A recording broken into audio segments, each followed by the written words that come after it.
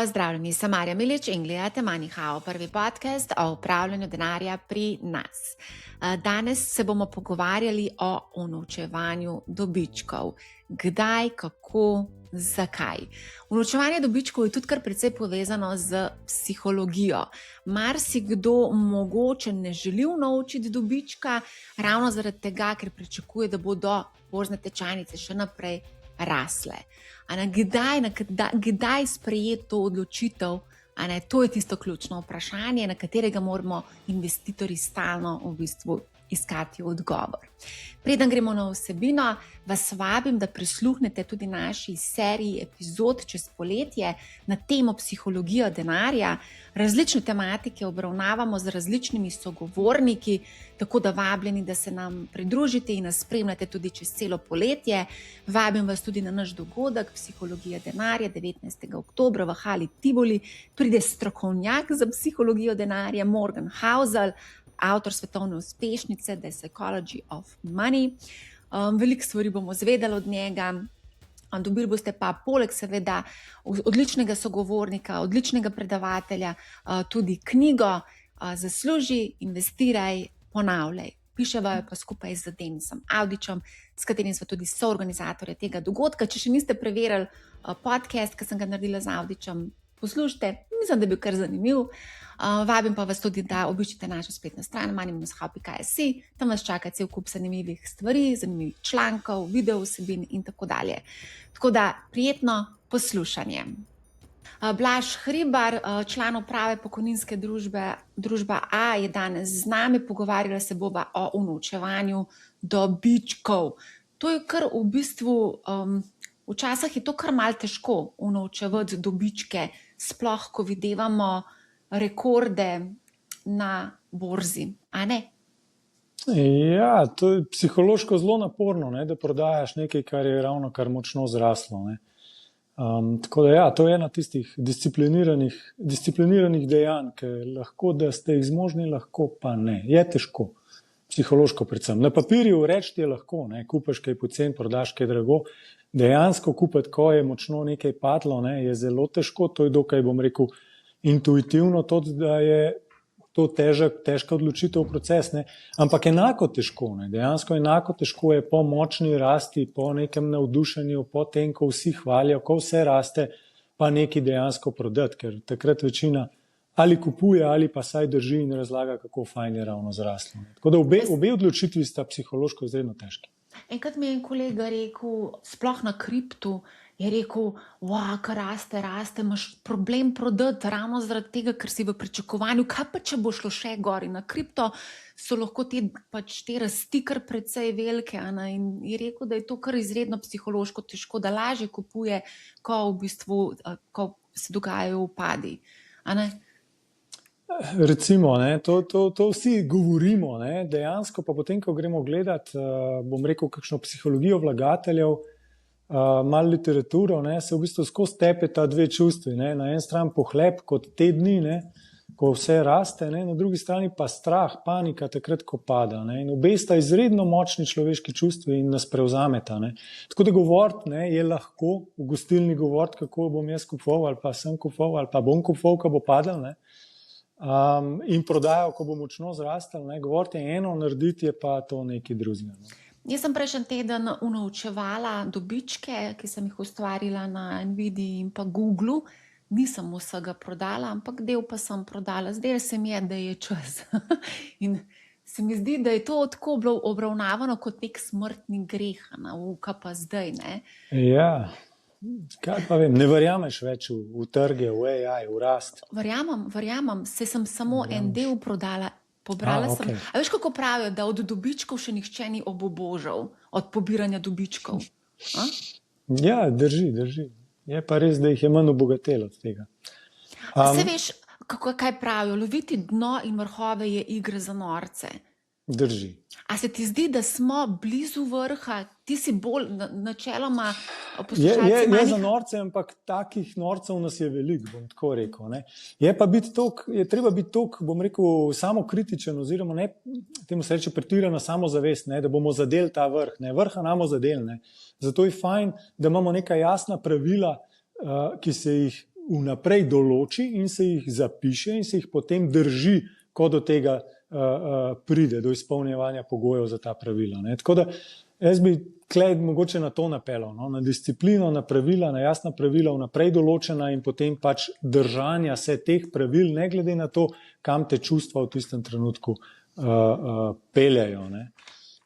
A misliš, to smo se glih zadnjič pogovarjali, mislim, da ko smo delali podcast o slovenski borzi, a misliš, da je smiselno, da ko ti investiraš v recimo konkretno delnice, da si že vnaprej nastaviš nek cilj in da kar mogoče daš limitirano naročilo, se pravi, da se takrat izvrši, ko si zastavil ta cilj po tisti vrednosti, ki je pač, ki si jo zastavil? To ne bi bil običajen finančni nasvet nekoga, ki je finančni svetovalec profesionalno. Ne. Finančni profesionalci, tisti svetovalci, ki to zares počnejo, ne, v bistvu razmišljajo o tem, kdo ti si in kakšni so tvoji finančni cilji. Zdaj, če je ta cilj prej dosežen, super, fajn, lahko del dobičkov recimo umakneš, ampak ni pa treba pretiravati z nekimi stop loss naročili in podobnim.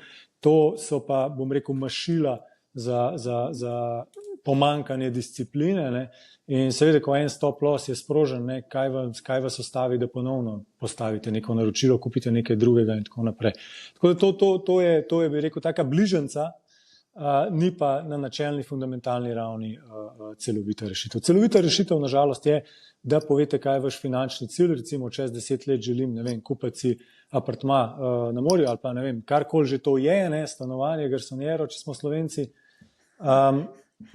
In potem enostavno gremo noter v to, se tega držimo in vidimo, kako se bo išlo. Potem pa morda, če smo ravno na neki recesiji, podaljšamo za kakšno leto, 2, 3, ne, če smo pa kakšno leto prej dosegali svoj cilj, pa morda nič narobe, če zaključimo z naložbo in si ustvarimo to, kar smo želeli. Ja, ampak ne prestrogo. No. Dostikrat slišimo, ko se približujemo cilju, zmanjšujemo izpostavljenost do tveganih naložb. Zdaj te bom vprašala, kako? Ja, ravno tako, ne. Tako kot recimo buy the dip je obrnjena mentaliteta, je v kontrasmer, bom rekel, neko pravilo trgovanja. Ne. Torej, če zdaj gremo proti finančnemu cilju in če smo zdaj za sabo imeli, 3-4 fantastična leta, kot jih imamo zdaj v bistvu, morda pa je čas, da kakšen del naših dobičkov, žetonov, ekstra, ki smo jih pridobili nad pričakovanji, ne, pač umaknemo z mize, umaknemo z trga in damo na varno. Ne, tako naj bi to delovalo. Torej, po ekstremni rasti, po močni rasti, del dobičkov umikamo, po močnem padcu, ne, te dobičke vračamo nazaj na trg kapitala.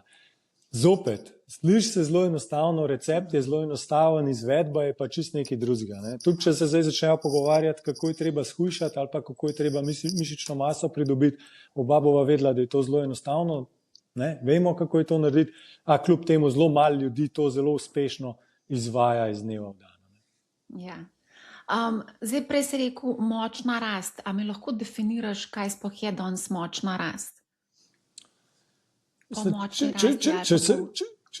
Če greva malo na kapitalske trge, sam ponoviva, kje smo danes, pa kje smo bili. Dajva ponoviti, ja. Dajmo reči, 6. marca 2009 intraday smo bili na koliko na S&P 500? Mislim, da je bil 9. marc. No pa 9. En je bil 6, en je bil 9, ne vem, kjer je kjer, zmer zamešam. En je bil close najnižji, en je bil pa intraday najnižji. Pa recimo, no se vseeno. Ampak koliko je intraday najnižji S&P 500 marca 2009? Ne spomnim se. 666. Točno, ja, to so te. Lepa številka, zato sem si jo zapomnil, ker je lepa številka, nisi jo težko zapomniti. 666, danes smo pa na? Mislim, da blizu 8. 7500 recimo, no? 8 pa si želimo za konc leta. Ja, so napovedi na 8 pa pol, danes zjutraj sem brala. So, odvisno koga vprašate. 5 jih vprašate, 5 različnih ampak napovedi. Dobro, no zdaj omenjaš to od marc 2009, ne. Je bilo 666, danes ja, vem, je 7 ampak pa dobro pol. Veš, kakšna je bila situacija takrat, no. Ja, absolutno. Ampak od takrat do zdaj, ne, to je zadnjo veliko dno, po tem, ko so vse banke na tem svetu skoraj propadle, ne, do danes, ne, ko se v AI-ju pogovarjamo, smo imeli to, bom rekel, 17% letno rast ameriških delnic, ne, 12 pa nekaj evropskih, nekje vmes, ko gledamo globalni trg. Ne. To so abnormalne številke, če gledate zgodovino kapitalskih trgov. Zgodovina uspešnih ekonomij, kot je ameriška, ne, za zadnjih 100-200 let vam dala številko okrog 9-10%. Ne. Seveda to pomeni, neka leta ste nad, neka leta ste pod, ampak obdobja, ne, torej zdaj smo že v bistvu 17 let, ne, ekstra donosov, v bistvu krat 2-letni donos, ne, kumulativno je to nekajkratno več, kot bi pričakovali v osnovi glede zgodovine, ne. So lepe, res lepe številke, no, dajmo si ne zatiskati oči. No. To je primerljivo z letom, recimo zadnjo tako obdobje je bilo iz začetka 80-ih do leta 2000. Ne. Zopet boš rekla, ja, dajmo si ne zatiskati, kaj je bilo v začetku 80-ih. Ne. Vse narobe na tem svetu vrednotenja na dnu, ne, do leta 2000, ravno obratno internet in visoka vrednotenja. Torej, rabite res ekstremno nizko dno, ne, in rabite res nekaj transformativnega, radikalnega, ne, da navduši kapitalske trge in da se vrednotenja, pričakovanja močno dvignejo, da ustvarite tako dolgoročno donosnost. Ne.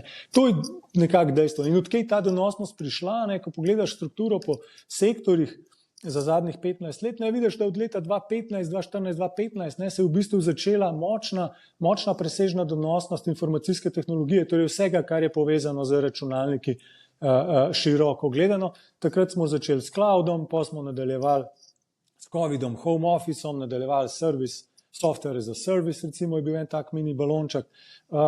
In zdaj smo prešli, ne, v zadnjih letih, po letu 2022 s ChatGPT-jem v dobo umetne inteligence. In vse to poganja v bistvu te ekstra donose. Če bi to dali stran, ne, v bistvu donosi ne bi bili nič kaj posebenega, bi bili bolj primerljivi recimo z evropskimi delnicami, ki so pa približeni na 12% v tem obdobju. To pa že ni tako ekstremna, bi rekel, presežna donosnost, ne, glede na zgodovino. Tako da zdaj smo prišli v to obdobje umetne inteligence in tukaj zdaj v bistvu, če govorimo o unovčevanju dobičkov, ne, če gledava z dolgoročnega zornega kota, ne, pa če gledava dolgoročna fundamentalna vrednotenja kot nek Schillerjev kape, ne, ki je na 40, v bistvu na rekordnih vrednostih, praktično ever, ne, potem je odgovor za nekoga, kot je Charlie Munger ali pa Warren Buffett ali pa podobni dolgoročni vlagatelji, ki iščejo vrednost, vrednotenje, dividende, cash flowe, dolgoročne obrambne zidove okrog podjetij in podobno. Ne. Za take je odločitev jasna, ne, zmanjša izpostavljenost do vročih tehnoloških delnic. Ne. To je tudi osnovno načelo dolgoročnih, bom rekel, inteligentnih vlagateljev, da se izogibajo vročih, dragih zgodb. Je pa to zelo boleče lahko, ne, seveda, ne. Letos marca, aprila je bilo izredno boleče. Ne? Tako da to je dolgoročna perspektiva, recimo tudi mogoče srednjeročna perspektiva. Pridemo pa potem na nekaj let naprej, ne? Ali pa nekaj let perspektivo, ne? Tukaj pa debata že mečkam bolj uravnotežena, ne? In se pogovarjamo predvsem o tem, kaj umetna inteligenca danes v bistvu proizvede, kakšne storitve imamo, koliko za to plačujemo, ne? In kakšne bo predvsem imela čez 2, 3, 4 leta, ne, ker enostavno se res ogromno denarja vlaga v vso infrastrukturo za umetno inteligenco, pri čemer pa storitve, ki jih danes ponuja, še ne nosijo prihodkov denarnega toka, ki bi upravičevali tako visoke investicije. Torej v bistvu gre vse na pričakovanja, na obljube umetne inteligence, kaj vse bo še prinašala, tako v vsebinskem, transformativnem, gospodarskem, kot tudi seveda predvsem finančnem smislu, ker vse te račune bo treba plačati in nekdo očitno računa, da bo imel tudi kaj donosa ali pa saj pozitivno nulo iz tega. Nekateri primerjajo trenutno obdobje kot z obdobjem, ko so se gradile železnice v 19. stoletju. Tehnologija sama bo preživela med tem, ko pač ta način financiranja vseh teh aktivnosti pa ne. Kaj bi recimo potencialno, a misliš, da se to lahko res zgodi en tak pok, kakor takrat? Da. Pok finančnega balona, ali kako bi temu rekla? Temu v bistvu, to je, zdaj se tepeta dve, bom rekel, splošne tezi na kapitalskih trgih. En dan ena zmaga, en dan druga zmaga, sta nekako, bi rekel, vsaj junija zelo uravnoteženi. Ne. To pa je AI bo na koncu, torej vse naložbe v infrastrukturo za AI bojo vsaj imele pozitivno ničlo ali pa saj ne prevelike izgube. Ne. Zdaj odvisen, kaj pogledate. Če pogledate recimo Microsoft, ne, kot enega glavnih, bom rekel, podpornika AI-ja, 27% lastnika menda OpenAI-ja, skratka je zelo upet Azure, cloud, data centri, ni zelo upet v AI ekosistem, ne, pa je 30% v minusu od vrha lanske jeseni. Zakaj? Ne?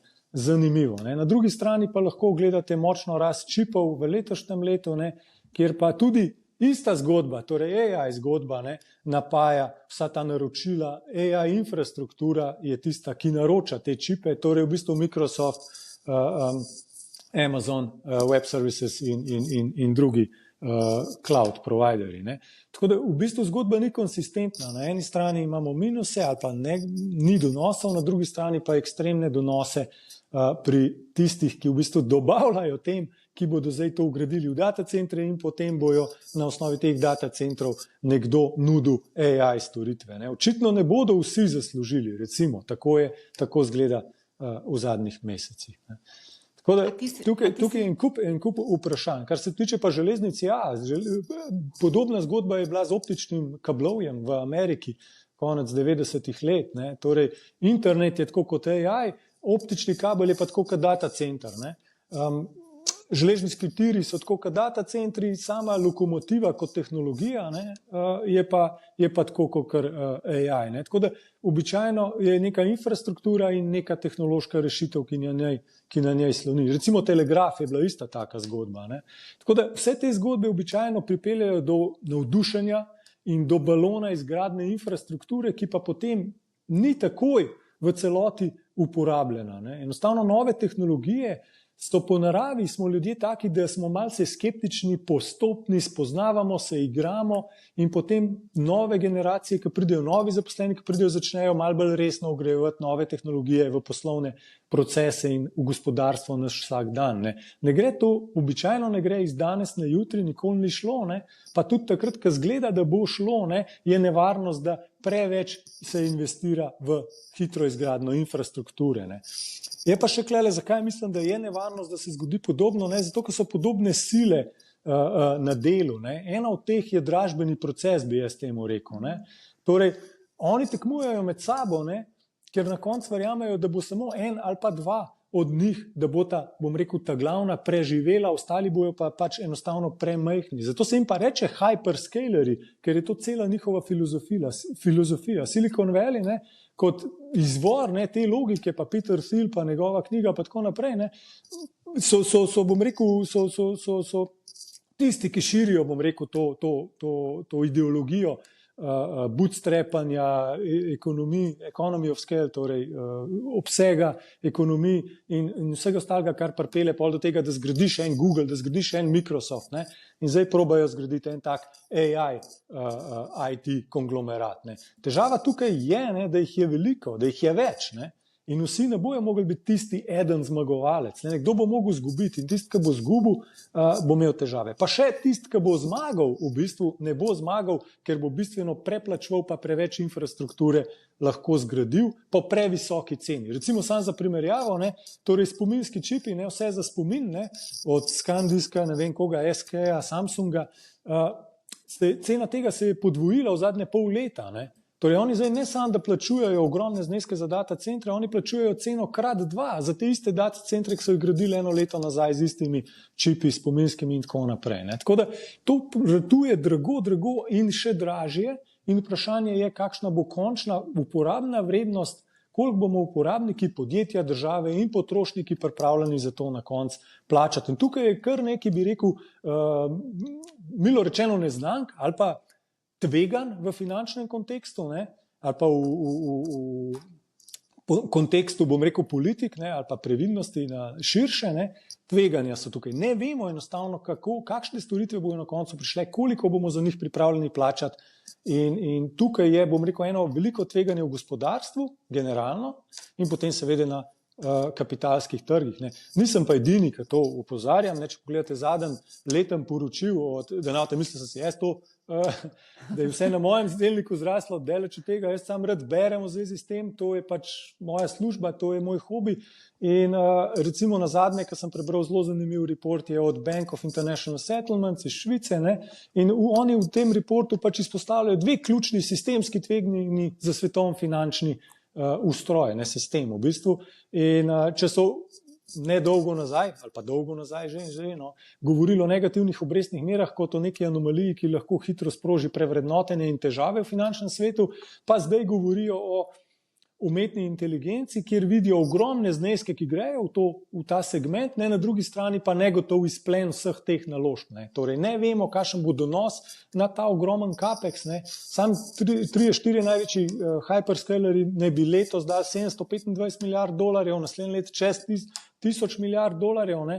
V naslednjih 5 letih pa Goldman Sachs pravi 7,6 milijard je osnoven scenarij, lahko bo več, lahko bo manj, ne, odvisen od raznih faktorjev. Ampak to so res abnormalno visoke številke, ki skrbijo tiste, ki spremljajo zdravje globalnega finančnega sistema, toliko, da ga izpostavijo, bom rekel, kot enega od 2 ključnih faktorjev za sistemsko tveganje v bistvu finančnega sistema globalnega. Drugo so pa potem mogoče kakšna inflacija, pa kakšne fiskalne težave, kakšne države, ki preveč zapravlja.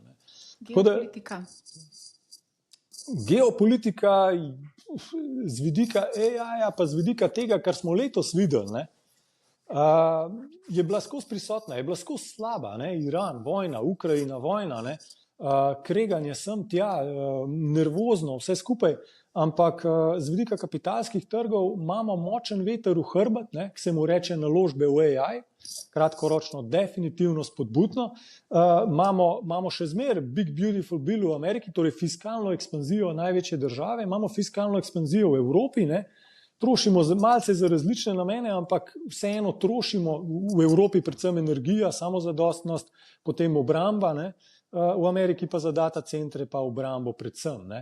Ampak dejstvo je, da pač se spodbuja, da se v Ameriki tudi se je znižal davke, se je dejansko daje denar gospodinstvom za trošenje in tako naprej. Tako da tukaj je kar močen, bom rekel, push strani politike v državno in siceršno trošenje oziroma, da nam rekel, trošenje investicije, ne, v investicije, v infrastrukturo, obrambo, energijo in umetno inteligenco. In ta push je zelo močen in drži gor, bom tako rekel, no.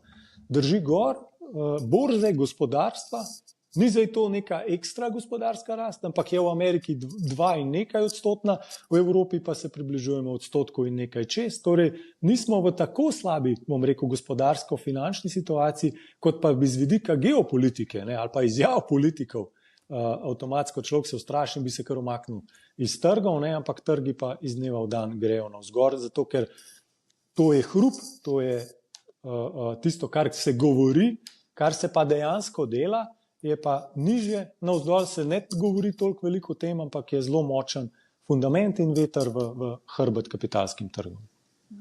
Zdaj, mogoče sam še poziv za vse tiste, ki nas spremljate na YouTubu, nam lahko tudi postavite vprašanje. Danes je debata o unovčevanju dobičkov, kdaj, kako, zakaj, da ne naredimo veliko napak pri tem. Ne.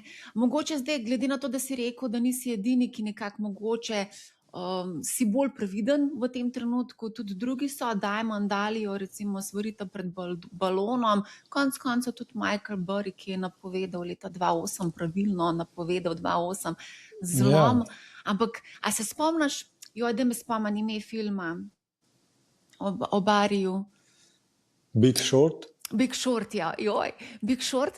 A se spomniš tisto obdobje 2006, ko je on opozarjal in noben ni hotel poslušati, investitorji so ga zapuščali, bil je zelo osamljen v tem, ne?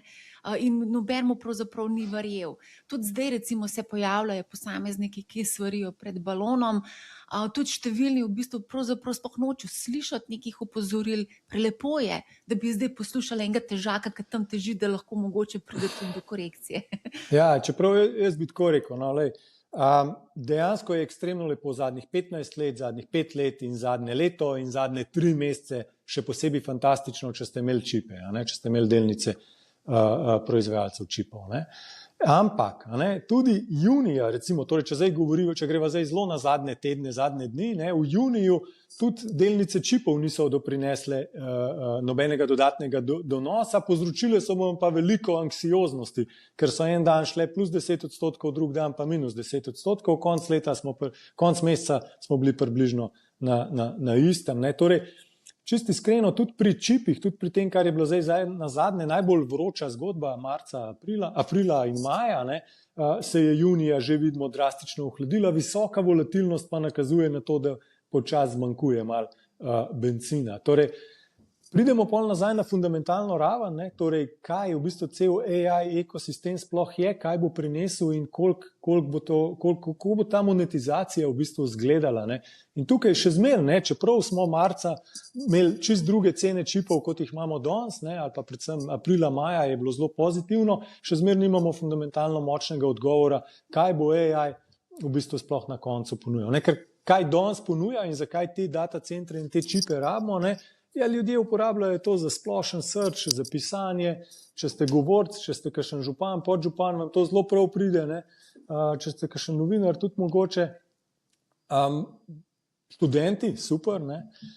Programeri zelo radi to uporabljajo, ne? Oziroma se vidi, da raste uporaba Cloud Code in tako naprej. Od tega je bilo zdaj kar nekaj, bom rekel, pozitivnega sentimenta, momenta, veliko pozitivnih novic, kar je gnal naprej AI, ekosistem in to zgodbo.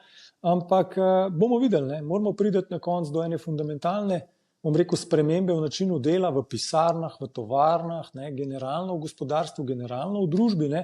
Ker sicer te ogromne investicije v data centre ne bojo prav dobičkonosne. Tako da mene tukaj skrbi v bistvu dvojeno. Kratkoročno, bom rekel, te čipi so res izleteli teh 60-70%, če gledava Philadelphia Semiconductor Index, ne? Posamezne delnice tudi bistveno bolj, ne? V aprilu in maju, ne?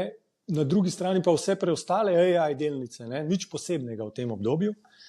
To je malce, bom rekel, nenavadno, oziroma to kaže na to, da se pač čipi verjetno bodo malce ohladili ali pa ostalo zopet začelo pridobivati na relativni privlačnosti. Torej, ali Microsoft gor ali pa čipi dol, nekaj od tega, ker ne more biti, da Microsoft vse čipe kup, hkrati gre pa njegova delnica močno dol, prej ali slej bo nehal kupovati te čipe, če nakupovanje dragih čipov povzroča padec vrednosti tega podjetja. Ne. Tako da to je eno, drugo so pa te CAPEX-i. Ne. CAPEX 725 tisoč milijard, 725 milijard, 1000 milijard, 7,6 tisoč milijard v 5 letih. Ne. SpaceX, ki govori o data centrih v vesolju, pa ima 5 milijard zgube, recimo lani, ne, pa že v tem prvem kvartalu blizu te številke. Ne. Tako da vse to skupaj me nakazuje na to, da ekstremno veliko se daje zdaj na pomen data centrov, na drugi strani pa verjamem, da bo uporaba AI-ja, če tudi je transformativna in deluje in ja, je super, razumem, bo nekaj manj mogoče analitikov, nekih tistih, ki delajo, bom rekel, neka osnovna poročila, ki delajo neke bolj osnovne stvari, ne. Ampak kljub temu bo uporaba tega postopna, treba je to upeljati v organizacije, v procese, treba je razčistiti prvo, koliko bo to stalo v enem podjetju. Ne. Zdaj, predstavljate, ste direktor enega podjetja, radi bi imeli AI, koliko to stane, težko vam bojo povedali. Koliko bo stalo, še težje vam bojo povedali. Ne. Cyber security, je to varno dovolj, ni varno dovolj za današnje potrebe. Regulativa, je to dovoljeno, za katere namene je dovoljeno, ker dajmo ne pozabiti, večinoma govorimo o generativnem AI-ju. To pomeni, da on predvideva naslednjo besedo, ne? Naslednjo, karkoli že pač mu date zadelati. Ne? In lahko se tudi zmoti, ne? Pač predvidevanje ni 100% zanesljivost. Ne? Torej imate nekaj, kar v bistvu deluje dobro, a ne 100% zanesljivo. In tako naprej. No? Torej, veliko je, bom rekel, nekih vprašanj, na katere je treba zdaj odgovoriti, ne? Da bo to prišlo do splošne uporabe v gospodarstvu. In ne verjamem, da se bo to zgodilo v naslednjih 2-3 letih do te mere, ali pa ne verjamem. Težko torej klej je ta pomislek, usporednica z železnicami, usporednica z optičnimi kabli, usporednica z marsičem, številne tehnologije, ne?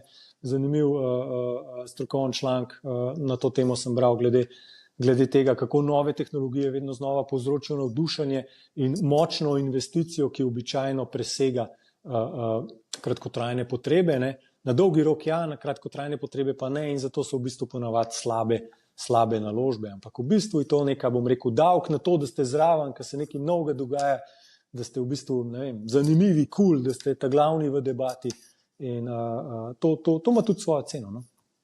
Moda, recimo. Ne? Moda je tudi taka. Vse se vrača nazaj. Ja. V glavnem, ne, kaj sem hotela. Zdaj, kako, veš, recimo, sploh novinci, naprimer, v bistvu nas dostikrat opozorijo, da prevečkrat govorimo pesimistično, da smo medvedje razpoloženi. A veš, ker mi imamo neko izkušnjo padca, res pravega padca leta 2008, ne, Ja. medtem ko ti novinci v bistvu vedno rečejo, ok, se v zgodu padati, se bo šlo itak potem nazaj gor, ne. Do zdaj smo videli pač relativno hitri odboj navzgor, ne, od vseh teh padcev, tudi konec koncev april lansko leto je kar lepo potem nazaj poskočil, pa covid, pa energetske krize, pa vojne, pa gor pa dol, ne. Vse je šlo nazaj. To drži, če ste mlajši od naju, ne. Če ste na trg prišli leta 2009 ali pa kasneje, potem to absolutno drži. Buy the dip in to je to. Gre dol 10%, 15%, dokupi, kar imaš prostega denarja in še zmeraj šlo nazaj gor. Težava nastane, da zdaj se midva ne pogovarjava o tem, ne. Opozorilo tistim, ki mislijo, da se o tem pogovarjava. Midva, ko govorimo o železnicah, ko govorimo o optičnih kablih, ko govorimo, naprimer, ne vem, tudi o letalski industriji, avtomobilski industriji, ko govorimo o 1920 in vseh novotarijah, ki jih je recimo elektrika prinesla, pralni stroji recimo in podobno, večina teh firm ni več danes, ne. Pač optični kabli v Ameriki so bili boom konc 90-ih. Večina firm, ki so takrat to delale, je bankrotiralo, propadlo, delnice so bile vredne nič na koncu, ne. .com, podobna zgodba. Večina teh delnic je bila vredna nič na koncu, ne.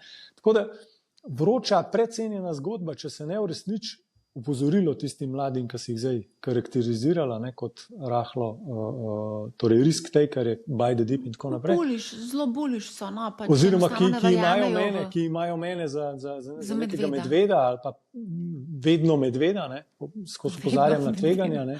Ja. Pač, kako pa je, perma-bear, daj preved. Ja, v redu je. Večni medved. Večni medved, ajde. Zaprisežen medved. Morda malo za hec, malo za res, ne, pač recimo, ne, jaz sebe tudi slučajno ne vidim kot vedno medveda, ne, vedno pa ocenjujem tveganja in priložnosti in perspektivo nečesa, ne. In perspektiva je dolgoročna, priložnosti kratkoročna, tveganja dolgoročna, nevarnosti kratkoročna, ne. Vedno v tem kontekstu nekako razmišljam, ne, in običajno, ko me novinarji pokličejo na temo delniških trgov, je to pomočni rasti ali pa pomočnim padcu, ne. Vmes pa nič, ne. In zato takrat ali pol opozarjaš na to, da mogoče pa ni tako lepo, pa da lahko delnice tudi padejo, ne, ali pa razlagaš, zakaj so delnice ravno kar za 20-30% padle. V vsakem primeru sem perma-bear, ker zmeraj govorim slabe stvari, ne. Tako je, nažalost, v našem poslu. Kakšna je pa resnica na koncu? Resnica je pa recimo ta, ne, da če te pogledali, ne vem, delniški sklad, ki ga mi upravljamo, pokojninska družba A upravlja delniški pokojninski sklad, ne, pa če pogledate lansko donosnost je 12,77% in to je bila najvišja donosnost od vseh delniških pokojninskih skladov v Sloveniji, ne, ki jih je kar nekaj, ne. Tako da track record ali pa naši donosi ne, pa nujno ne kažejo tega, da smo perma-bear. Ker če bi bil perma-bear, bi zmer bil na konzervativnih varnih naložbah v denarju in obveznicah in potem bi težko imel visoke donose, ne. Lahko mogoče sem nekaj vprašam, to me zdaj ful asocira na pač eno poglavje v tej knjigi Psychology of Money, ki pravi, da je v bistvu naše tveganje, a pa sprejemanje, a pa obravnavanje tveganja odvisno od obdobja, v katerem smo rojeni, a ne, se pravi. Da, absolutno. A ne, se pravi, midva, ki sva doživela to finančno-gospodarsko krizo, pa ki smo čutili bolečino, ne samo portfelj izgube, ampak tudi veliko ljudi je izgubilo takrat tudi službo, skratka smo čutili to bolečino, medtem ko te mlajša generacija, ki tega niso, mogoče vsem na to tveganje gledajo malo drugače kot midva, ne.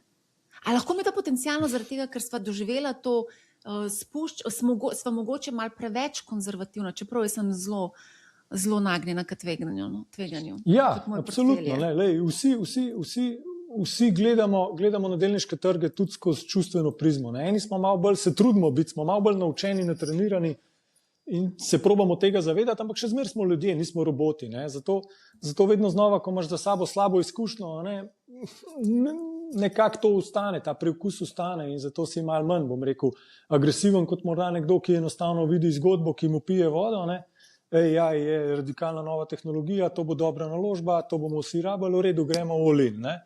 lahko, ampak ne, še enkrat, ne, v preteklosti so bili tudi zelo slabe zgodbe na koncu, iz podobnih argumentov. Ne.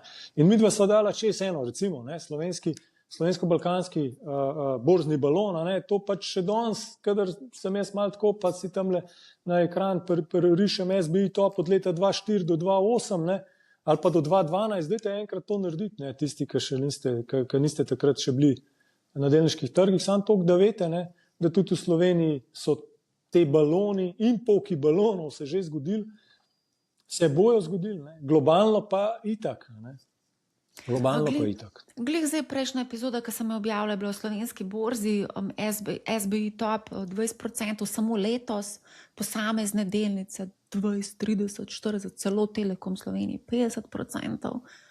Mislim, to so res take lepi donosi, saj se ponavljam zdaj, ampak na neki točki, ko ti dosežeš neko 300% rast od, ne vem, nekega vložka, a ne mogoče pa je čas, da pobereš malo z mizi, ali pa, ne vem, 500%. Kdaj je dovolj? To me zanima. Kdaj je dovolj? Ja, ne vem, kdaj je recimo pri tebi dovolj, kdaj bi rekel, zdaj pa mogoče čas, da malo poberem, pa mogoče investiram v kaj drugega, ki je podcenjeno.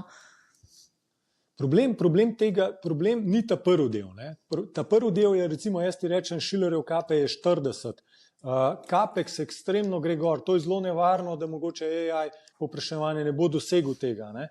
Tako da OpenAI, ne vem, 24-23 milijard zgube lani, SpaceX 5 milijard zgube lani, 4 pa nekaj milijard zgube v prvem kvartalu letos in tako naprej lahko nadaljujem. Anthropic, ok, zgodba v redu, ampak tudi polhan lukana, ne? OpenAI bo šel na IPO, pa zdaj ne bo šel na IPO, pa tako naprej. Skratka, očitno so tukaj mešani občutki. Ne? In enostavno je težko, nepričakovano, težko vedeti, kaj se bo zgodilo. Torej, tveganje obstaja. Na drugi strani pa pogledaš vrednotenja, pa rečeš, KP Schiller 40. Ja, alo, imamo visoko tveganje, torej, saj po mojem mnenju, visoko tveganje, da gre kaj narobe, ker smo zelo močno stavili globalno gledano.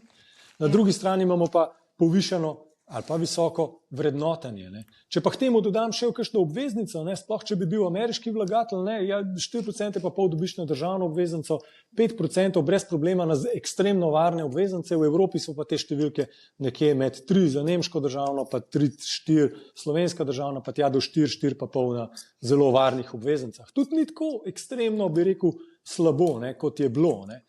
Torej, bi rekel, lej, tako, kot si rekla, lej, na en stran z vidika perspektive tvegano, AI tvegano, kratkoročno močen veter v hrbet, se strinjam, lahko tudi to debatiramo, kje so nevarnosti, torej nevarnosti za naslednje leto, za naslednje mesece, ampak generalno tvegano, na drugi strani visoko vrednotenje, zgodovinsko gledano slaba kombinacija, malo žetonov vzamem z mize in je to. To je to, ja. Mogoče, ja, se obstaja cel kup drugih nekih zanimivih naložb, v katere lahko zdaj plasiraš svoje sredstva in potencialno lahko tudi malo balansiraš svoj portfelj, da nisi 100% izpostavljen najbolj. V bistvu imaš zdaj samo 2 naložbe, če sem tako malo cinično rečeno, ampak je res tako. No. V bistvu imaš 2 naložbe. Naložbe, ki so AI ali pa so povezane z AI-jem, pa naložbe, ki niso AI. In v bistvu velik del portfelja, skozi nepredstavljivo velik del portfelja v bistvu je zdaj AI, ne? Če karikiram, ne? Zdaj obveznice izdajajo te tehnološki velikani in jih imaš že v obveznicah noter. Na drugi strani imaš pa podjetja, ki bi rekel na prvo žogo, da niso AI, pa v resnici so šla krat 3 ali pa krat 4 vrednotenja zato, ker sodelujejo v AI boomu. Ne? Recimo, če rečem Rolls-Royce.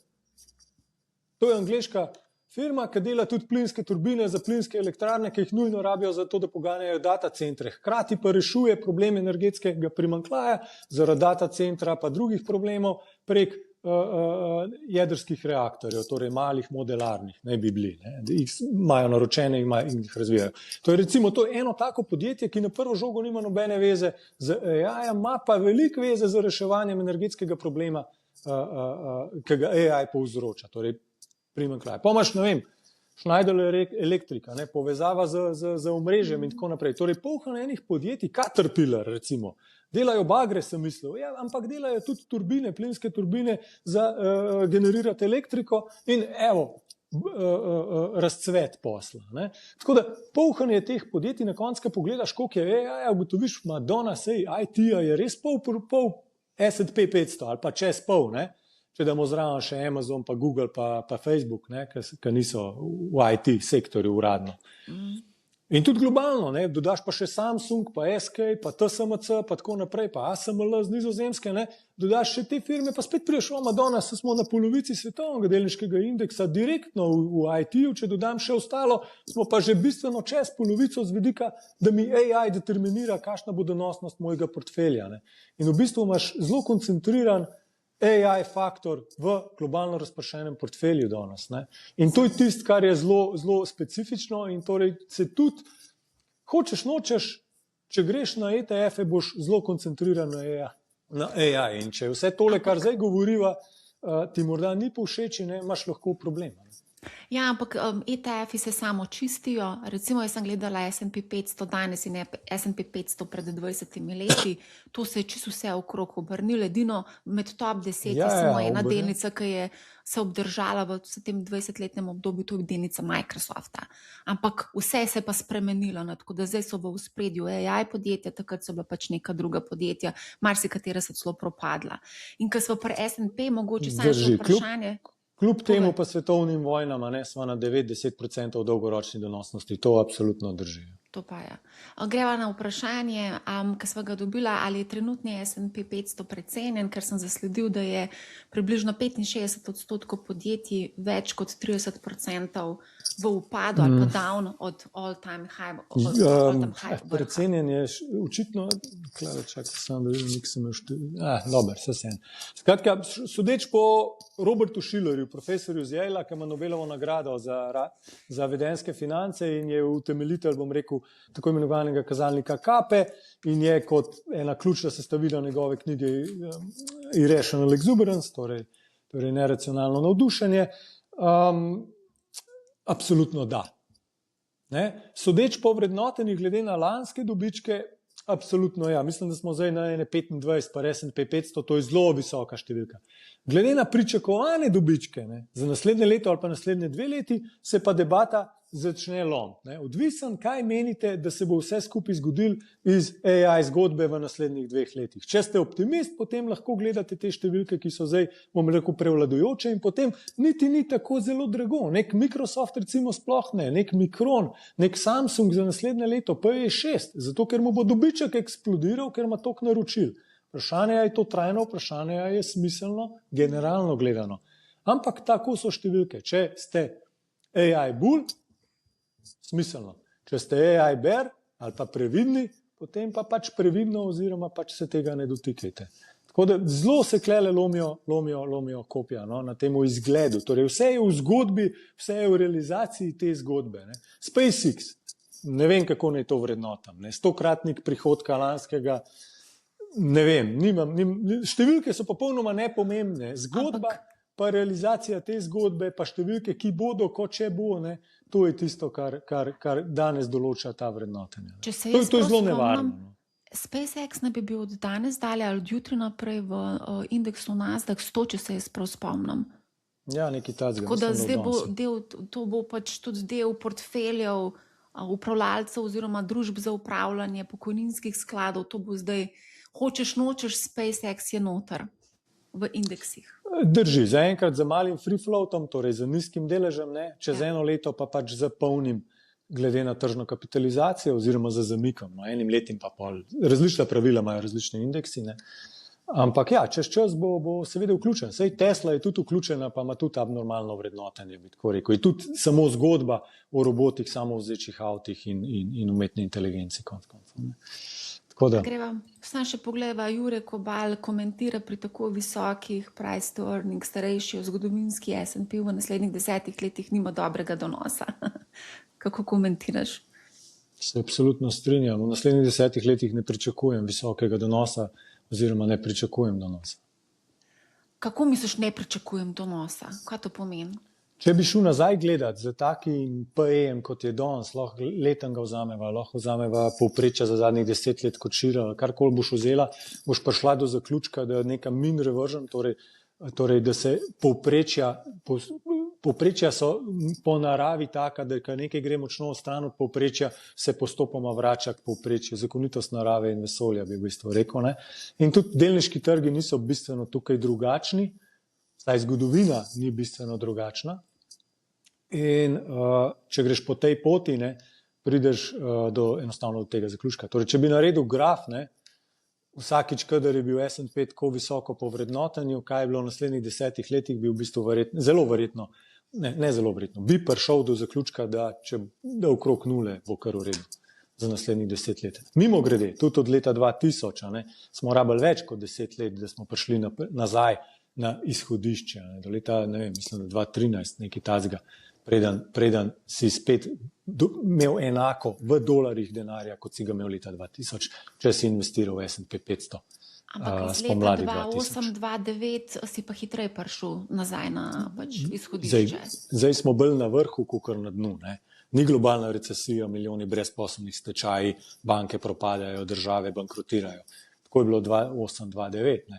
To je super čas, če imate višek denarja, da investirate. Danes ravno obratno, bolj podobno koncu 90-ih, po mentaliteti, psihologiji in vrednotenju. Se pravi, če ti praviš, da ne pričakuješ nek blazen donos, oziroma če sploh bo nek donos, kaj pa svetuješ recimo nekemu dolgoročnemu vlagatelju, ki je danes recimo izpostavljen S&P 500, Nasdaqu in pač konec koncev tudi globalnemu indeksu? Da razmisli o razpršitvi v svojem portfelju, da razmisli kot AI pa ne AI in da morda malce zmanjša AI del pa doda ne AI del, pa da morda poišče kaj tudi, kar v bistvu to je to. No. Če bi rekel eno stvar, bi rekel, lej, imate AI pa imate ne AI. Zmanjšajte AI, rahlo povečajte ne AI. Jaz moram priznati, da tudi zelo gravitiram zdaj proti naložbam, ki niso čist povezane z AI. Moram priznati iskreno, veliko gledam alternativne naložbe, čist iskreno. In to so take odštekane stvari, da ne vem, se bom povedala, kdaj drugič ne bi zdaj šlo o tem, ampak so kar odštekane stvari. Skratka, verjamem pa, da je to zelo nepopularna ta moja izjava. Ne? Če pogledate kakršnekoli tehnološke sklade, ne, ki imajo tehnološke delance, fantastično donosno v zadnjih 10, 11, 13 let, ne? In potem pride Blaž, ne, in reče, dajte biti malo pazljivi, ne, pa če je 10-11 let fantastično rasel, je to zelo nepopularno, tako da razumem, ampak vseeno v tem kontekstu, vprašala si me za naslednjih 10 let, 5 let, 3 leta, ne, bi jaz bil tukaj previden. Za naslednji mesec, 2, 3 se lahko nadaljuje, lahko OpenAI da neko ven napoved IPO, Anthropic da kakšno napoved, da je dobiček kakšen dan imel, ali kaj tazga, skratka, lahko še pride kle do nekih pozitivnih zadev. Z vidika hajpa, ne? Ampak na koncu bo pa treba vse te zapitke, vse te račune plačati in zgodovina ni na vaši strani. Se pravi, tudi to sem slišala tudi od nekaterih drugih strokovnjakov, da svetujejo investicije izven ZDA, naprimer, ne? V zadnjem podcastu, da Darjova CEO je bil Kam, v Korejo? Ja. Ne v Korejo, jaz si predstavljam, verjetno bo trge v razvoju. Trgi v razvoju so spet v bistvu pretežno AI, ne? Ker imaš noter Korejo pa Tajvana, ne? In največje firme so zopet spet. Evropa je pa še neko samelc v bistvu, zdaj lahko vam je to všeč, lahko vam ni. Ne? Imamo samo 2 firme, ena je AI, ena je pa v bistvu software, ki zelo trpi zdaj pod AI, ne? To je ASML pa SAP. In vse ostalo v bistvu ni čipov, nekaj malega Infineon, ST, Microelectronics, ok, nekaj malega je ostanki iz 90-ih let, ampak da bi bil nek fokus Evrope na AI, absolutno jaz ga ne vidim, bolj tistega drugega, tretjega reda, kot sem rekel, plinske elektrarne, pa omrežja, pa tako naprej. No, vse, kar si rekel, ja, Evropa v bistvu kot celota. No. Se pravi, bi kaj, dodajo Evropo potem v svoj portfelj? Ja, JCN, dividende so višje, JCN PPE, bolj odporna je na, če nas skrbi AI balon, je bolj odporna na razočaranje umetne inteligence. Se pravi, razmerje bi bilo pa kakšno, recimo Amerika, Evropa, pa trgi v razvoju? Zdaj, če pogledava... Da si dolgoročni investitor, recimo gledava 10 let naprej. Izhodišče običajno MSCI World, ne, torej globalni indeks, ki je glede na tržno kapitalizacijo noter dan, zdaj tam je zelo velike AI-ja, tako kot sem upozoril, ne, jaz bi zdaj dal pač malo več ne AI-ja, ne, torej malo več Evrope pa malo manj Amerike, pa emerging trgov. Ne. Zdaj, koliko je česa, ne vem, v Amerike je 70%, v Evropi je verjetno 20%, ostalo je pa emerging, pa Japonska verjetno. Zdaj si rekel, MSCI World, kaj je v bistvu, to so trgi v razvoju, nimaš vključenih razvijajočih se trgov, kaj pa če bi stavil na all countries? Ok, pa pač imaš nekaj odstotkov frontier marketov, pač imaš večjo razpršitev, sam to je majhen delež, ker je vsem po tržni kapitalizaciji. Ampak se to potem razmerja menjajo znotraj, se samo čistijo, se veš, da se bo pol to, a ne?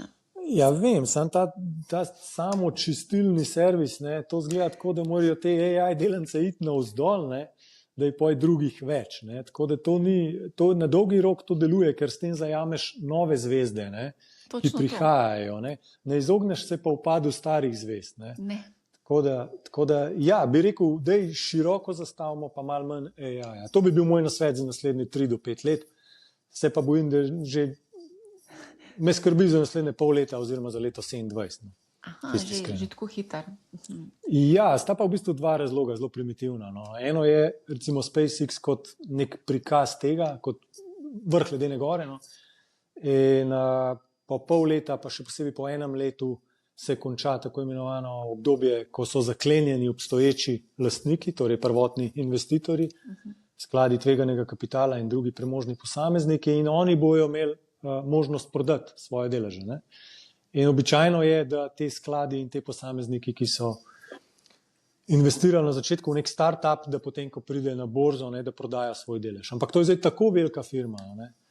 In tako v bistvu, bom rekel, trhla, zgodba z vidika financ, profitabilnosti, da se lahko kaj zalomi v tem procesu prodaje osnovnih ustanoviteljev te družbe. Ne? Pa SpaceX je imel kulturo, da so vsi zaposleni, od snežilke do varilca, vsi imajo te delnice, deleže, ne, zdaj, in verjamem, da bojo številni šli v prodajo tega. Ne, in ta prodajni val bi lahko sprožil, bom rekel, nek premislek. To je en tak dejavnik. Ne, podobno kot je bil premislek, recimo, če karikiram, v Sloveniji, ne, slovenske delnice so bile ekstremno poceni od 2009, od 2012 naprej, ne, vse do dajmo reči, po COVID-u, zadnja leta. Ne. Kaj se je zgodil? Ja, nek premislek se je zgodil zaradi INR računov, zaradi ljudskih obveznic, pa zaradi neobrestovanih depozitov, ne, in inflacije. In to je bilo dovolj, da je zdaj pač se premaknil kapital. V kontrasmer, morda nekaj tak dogodek je tveganje. No. Drugo je pa data centri, čisto iskreno, bodo številni zgrajeni v naslednjem letu, ne. So se začeli graditi lani jeseni, leto pa pol recimo, da traja 2 leti. Prvi bojo zgrajeni in nekdo bo mogel to najeti in plačati ta kompjut, to računsko moč. Ne.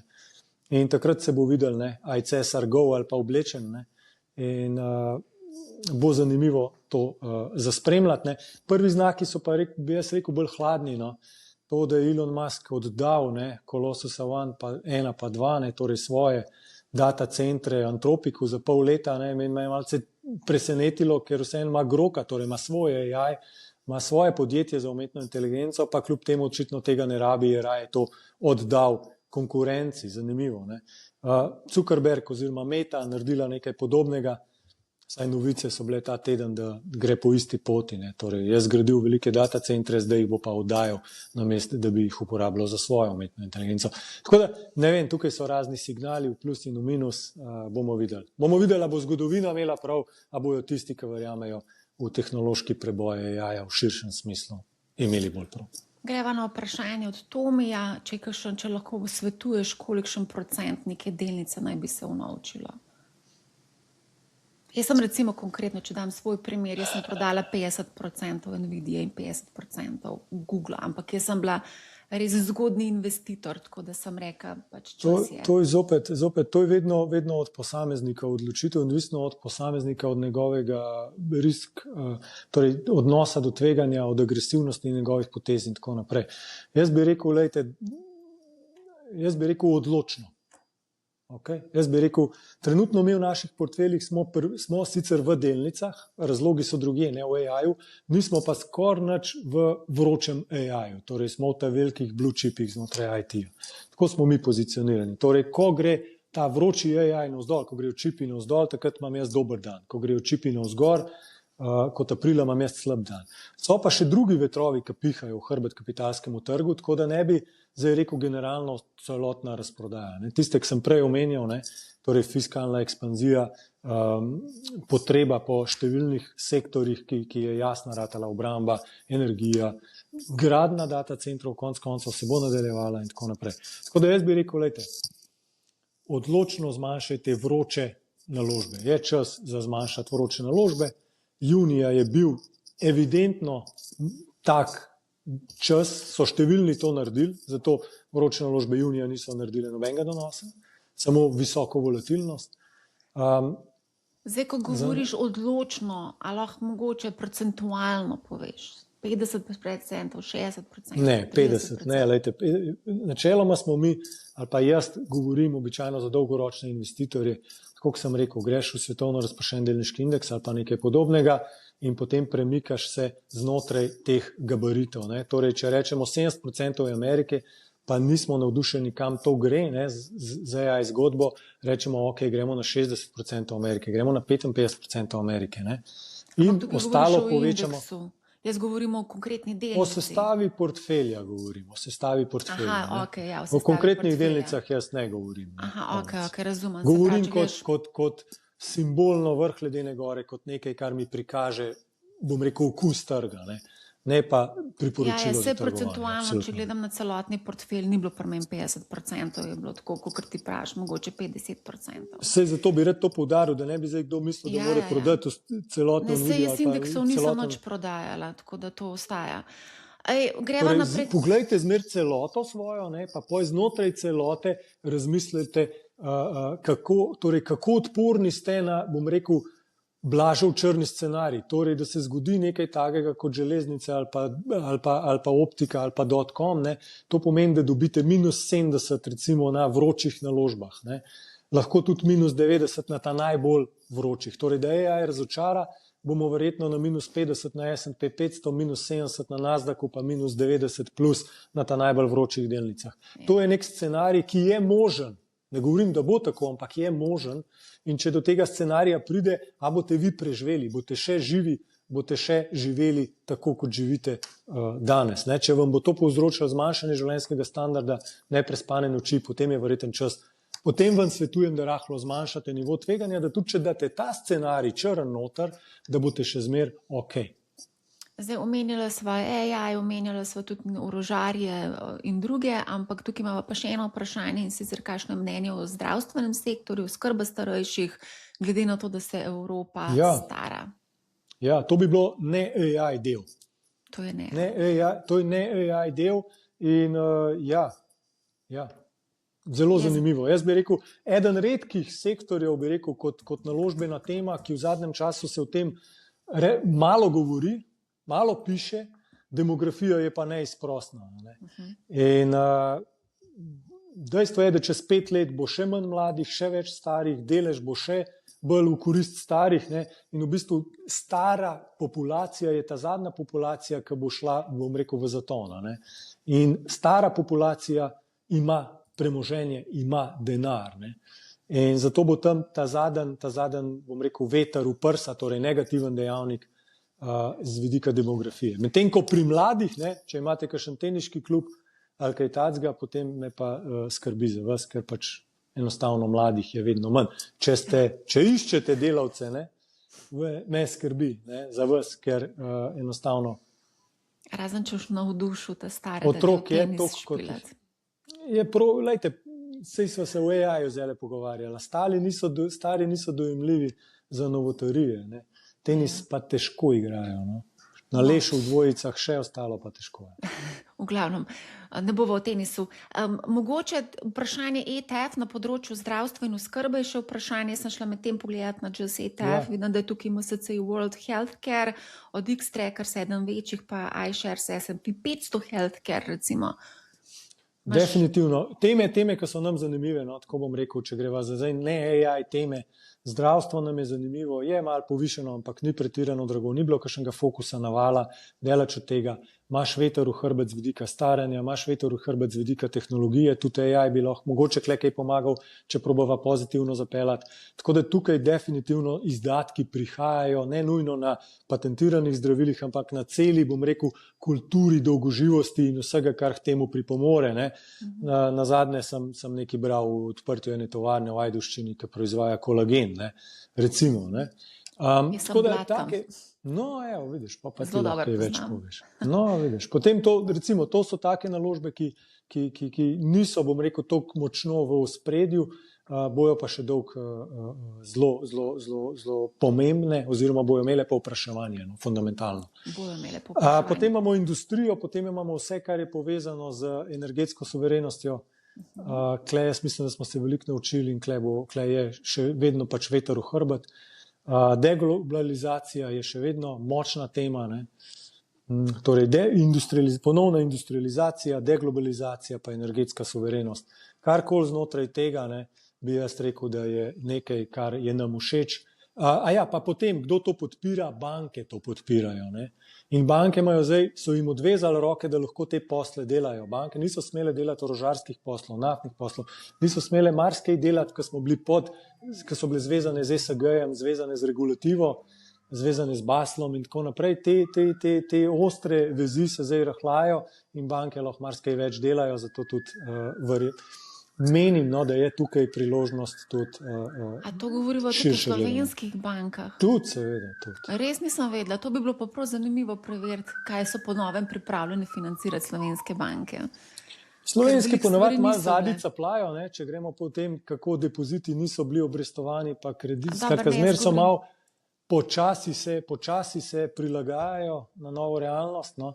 Ampak če pa greva gledati Evropo ali pa če greva gledati smernice Evrope, Evropsko komisijo in tako naprej, so pa naredili obrat za 180 stopinj, ne, in nekako močno vse skupaj podprli. Ja. Zelo zanimivo. Od tega, da se bomo šli zeleni prehod do tega, da pač zdaj to ni več pomemben, ne? Ko je tvoje življenje ogroženo oziroma eksistenca ogrožena, potem morda višji cilji so postavljeni na drugo mesto, pa boj za preživetje na prvo, tako bom rekel. Okay.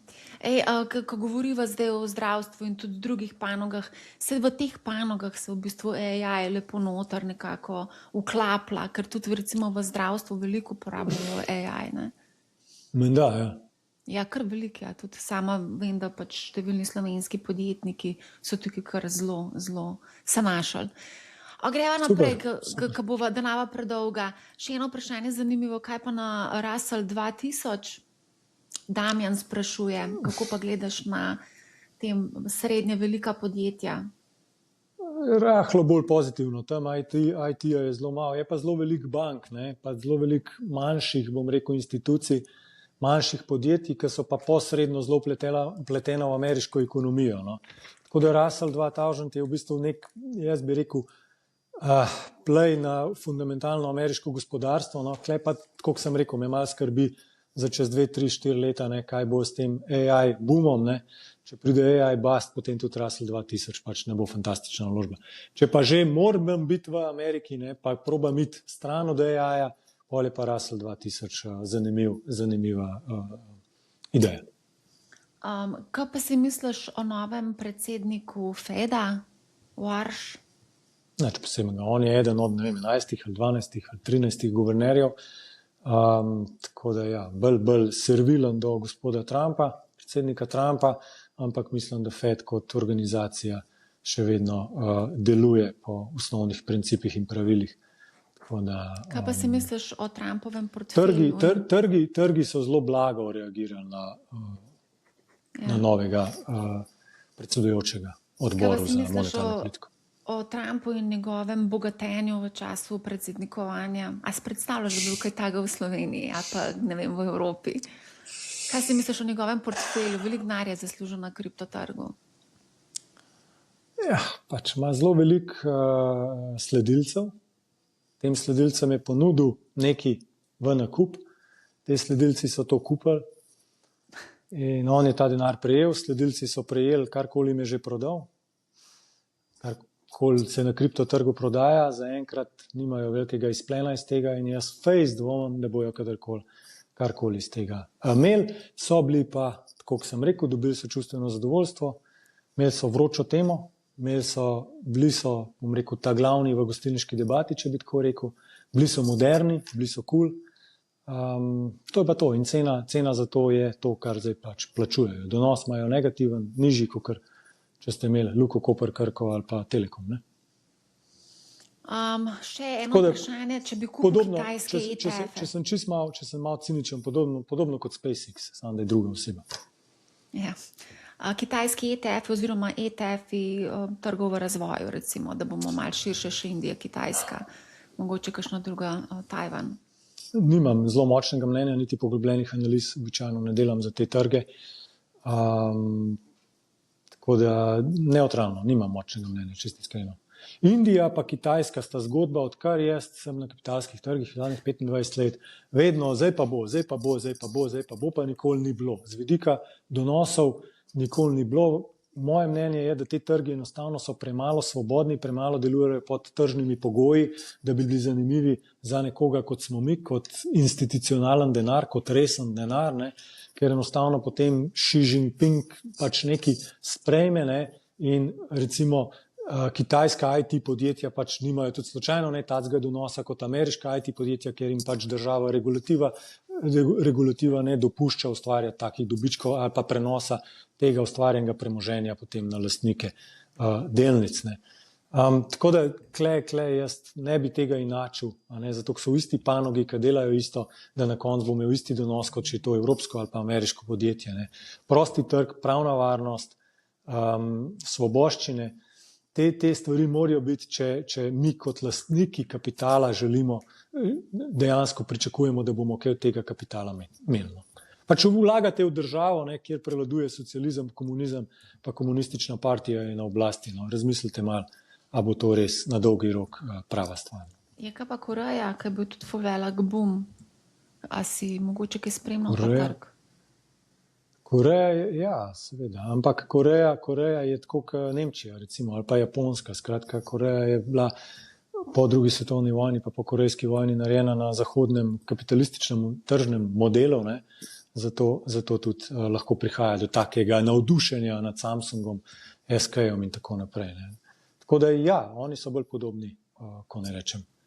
Ameriki, ne, kar mi pa ni všeč, je pa pač to ekstremno navdušenje, euforično razpoloženje korejskih in drugih vlagateljev, ne, ki kupujejo te delnice zdaj na vzvod, rekordno količina dolga na korejskem trgu. Skratka, zgodbe so popolnoma, bom rekel, se ekstremno rimajo z drugimi baloni, ki sem jih jaz imel pričo videti v mojem življenju in z drugimi baloni, o katerih sem lahko detaljno bral v knjigah, ki so jih opisovali. Tukaj imam še eno vprašanje in sicer vezano na, recimo, če ustvarjaš, 300-500% donosa od pač datuma vložka, marsikdo tudi špekulira oziroma razmišlja, a bi zdaj prodal, zaradi tega, ker pač, če pred 15 letom prodam, bom imel davčni dogodek, bom jaz še malo stisnil, vem, ampak je pomembno. Koliko pomembno misliš, da je ta vpliv davkarije pri upravljanju našega premoženja? Zdaj tebe sprašujem kot pač individualnega. Na dolgi rok ekstremno. Če vam davkarija pobere, ne vem, dajva reči, da boste optimirali, ampak še zmeraj, če vam pobere 10%, je pač 10% manj. Ne bo 10% donos na dolgi rok, ampak bo 9% donos. Torej, 300%? Torej, ja, davčna optimizacija absolutno je nekaj, kar morate imeti v mislih in se tudi to upoštevati pri svojih odločitvah. Pri 300% ne igra nobene vloge. Če boste delali naložbe, ki bojo pol leta delali 300%, pol pač plačujte svoje davke, ni problema. Ampak ne boste jih kontinuirano in konsistentno delali. Pač enostavno to ni tako lahko in ne gre. Enostavno ne gre. Tako da, če ste kje zadeli na loto, pač vzemite svoj dobitek, plačate davke, pa rečete, lepo je bilo, gremo dalje. Čakaj, da vidim, če imamo še kaj, mislim, da je še eno vprašanje tlele. Sem sekundo. O Trading 212, katero platformo mi svetujete. O tem bom pa jaz pripravila članek, oziroma ga vam že pripravljenega, ker imam narejen članek o platformah za začetnike, za tiste, ki malo bolj izkušene, za mlade, stare, za tiste, ki želijo v slovenščini podporo, vse, skratka na spletni strani Money-House, kaj si? Nimam pojma, pojma pa nimam zato, ker imam vas premoženje tukaj, v mojih skladih in v mojih. Ampak pokojninske družbe, ko vi konkretno uporabljate pa Interactive Brokers kot profesionalni investitor? Ne, uporabljamo brokerje lokalne slovenske, imamo minimalne provizije, oni pa pač globalne brokerje. Lahko bi pa direkt globalne brokerje prek pač trgovalnih platform. Kako pa to, da ste se odločili recimo zakaj pa recimo ne greste direkt prek Bloomberga ali pa ne vem, kakšne večje platforme? Ni kakšnega posebnega razloga. Pač, kaj ti rekel, legacy issue, ko smo hoteli, pa enostavno pač znižajo provizije na tako malo, da v bistvu nadomesti tisto, da bi nekdo od nas mogel pač enostavno si vzeti čas, pa pač dobesedno fizično to oddelati. A ti osebno pa nimaš nobenega brokerja? Ne, jaz osebno imam klasičnega slovenskega brokerja, ki ga moš po telefonu poklicati, pa mu povedati geslo, pa imam enega neobrokerja. Čakam, zakaj pa moraš klicati klasičnega brokerja, a ne ponuja storitev oddaj, a pa aplikacije? Ta tvoj klasični zdaj po novem tudi to ponuja. Marija, moraš downloadati, pa odvisno s podjetja, s fizične osebe, pa tako naprej. Blaž, kje je to? To je 1990, ko smo klicali pa oddajali prek brokerja. Drži, konc 90-ih so bili že razni e-traderji, pa tako. To se ne dela več. So bili že takrat prek interneta, ja, drži. Skratka, kaj bova še povedala za konec? A sva odgovorila na vprašanje, kdaj, kako, zakaj unovčevati dobičke? Sva, ne? Ko imate ekstra dobičke, ko je prelepo, da bi bilo res v ekstrapolaciji, dajte en del žetonov vzeti, torej rebalanciranje se temu reče, dajte en del vaših zmagovalcev prodati, pa kupite kakšne, bom rekel, potencialno čisto v redu naložbe, ki pa niso trenutno, dajmo reči, vroče, dajmo ta termin uporabiti. Daj mogoče saj še to mi povej, borzni cikli, a to še kaj gledamo? Borzni cikli. Ja, akumulacija raste, euforija, distribucija, padec, kje smo danes, a to sploh gledamo, a to... Kje smo? Na euforiji smo, Marja, na euforiji, nikjer drugje kot na euforiji. Ja, v redu, prav pa smo pa na euforiji, pa dajva zdaj še euforično zaključiti tole epizodo. Ful ti hvala, da si se vklopil danes v živo na podcast Money-How. Hvala tudi vsem, ki ste nas spremljali v živo. Naročite se na naš kanal in pač spremljate nas v živo, ko bomo pač v živo na YouTubu. Sicer pa nas lahko poslušate na katerikoli podcast platformi. Najlepša hvala vsem za sodelovanje, za udeležbo, za poslušanje, gledanje. Poslušajte Money-How, ne bo vam žal in lep pozdrav. Samo počakaj. Lahko rečeš hvala. Hvala in nasvidenje, sem hotel reči.